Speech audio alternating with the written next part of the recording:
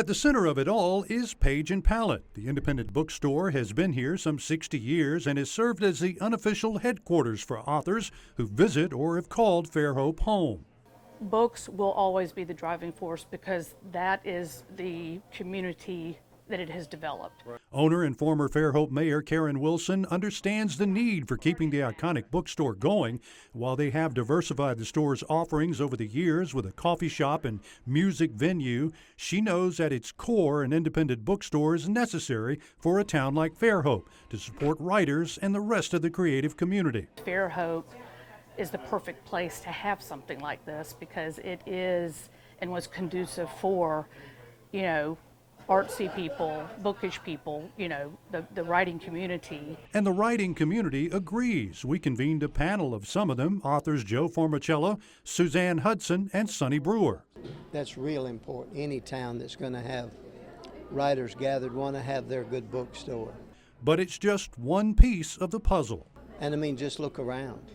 The bay, in all the movies, the writer escapes to Maine so that they have a view of a lake or something like that, and there's a beautiful view of setting sun.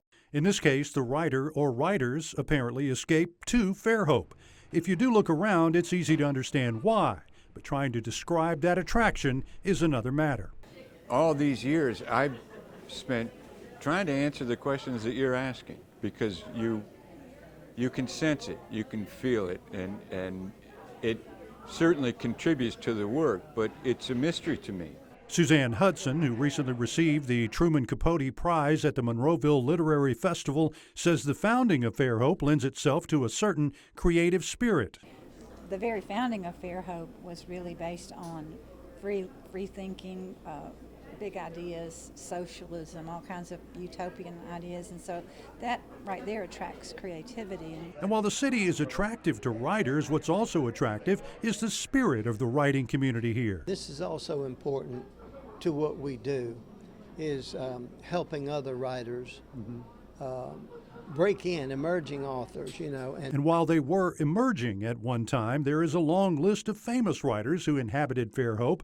They include Bill Butterworth, better known as W.E.B. Griffin, Winston Groom, Fannie Flagg. Where people like Upton Sinclair, Eugene Walter, who is from Mobile, but he spent quite a lot of time over here living in a tree. And living in a tree? He lived in a tree. With a cat. With a cat, because he said that was the way to be healthy with the Gulf breeze. Perhaps Walter found the way to absorb the inspiration Fairhope has to offer, as long as he didn't have to describe it. Bill Riles, WKRG News 5.